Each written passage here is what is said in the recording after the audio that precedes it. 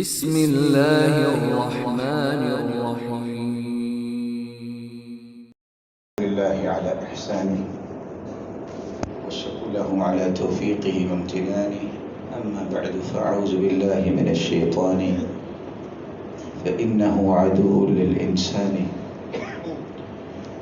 رسول اللہ صلی اللہ علیہ وسلم جو دین لے کے آئے ہیں، اس دین کے بنیادی اصولوں میں سے ایک اصول یہ ہے کہ انسان اللہ ذوالجلال اور اس کے رسول کے بعد سب سے زیادہ جن تقاضوں کو پورا کرنے کے لیے اپنی صلاحیتیں لگائے وہ والدین کی خدمت ہے۔ جہاں بھی اطاعت کی بات آئی ہے، اللہ نے اپنے رسول کا تذکرہ کیا ہے، اطیعوا اللہ و اطیعوا الرسول۔ لیکن جہاں فیصلے کی بات آئی ہے تو فرمایا وَقَضَىٰ رَبُّكَ أَلَّا تَعْبُدُوا إِلَّا إِيَّاهُ وَبِالْوَالِدَيْنِ إِحْسَانًا۔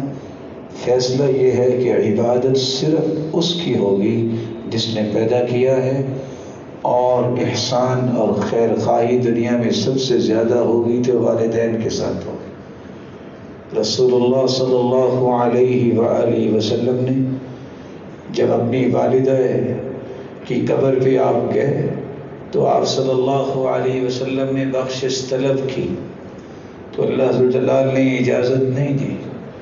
پھر اللہ ذوالجلال کے پیغمبر نے اجازت طلب کی کہ میں اپنی والدہ گرامی کی قبر پہ جا سکتا ہوں، تو اللہ ذوالجلال نے اجازت دی۔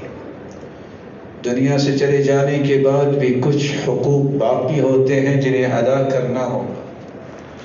پہلا حق یہ ہے، رسول اللہ صلی اللہ علیہ وسلم کے صحابی بیان کرتے ہیں کہ والدہ، ان کی بہنیں جو خالائیں ہیں، اور خالہ ماں ہی ہوتی ہے، الخالۃ بمنزلۃ الام، خالہ ماں ہی ہوتی ہے۔ عبداللہ ابن عمر رضی اللہ تعالی عنہ جب ان کے پاس ایک شخص آیا اور کہتا ہے انی اذنبت ذنبا عظیما، میں بہت بڑا گناہ کر بیٹھا ہوں، کیا میری توبہ ہے؟ قال هل لك من ام، ماں ہے؟ قال لا، ماں تو نہیں ہے۔ قال هل لك من خالة، خالہ ہے؟ قال نعم، وہ تو ہے۔ قال فبرها، اس کے ساتھ نیکی کرو، اللہ اس تیرے گناہوں کو معاف کر دیں گے۔ دوسرا حق یہ ہے کہ والدین کے لیے دعا اور بخشش طلب کی جائے۔ رسول اللہ صلی اللہ علیہ وسلم نے فرمایا ان الرجل لترفع درجته في الجنہ، قیامت کا دن ہوگا، ایک شخص کا درجہ بلند کیا جائے گا، فیقول ان لی هذه، وہ کہے گا اے اللہ یہ درجہ کیسے ملا؟ میں نے تو یہ عمل نہیں کیا۔ انا عارف اعمالی، مجھے میرے اعمال کا پتہ ہے۔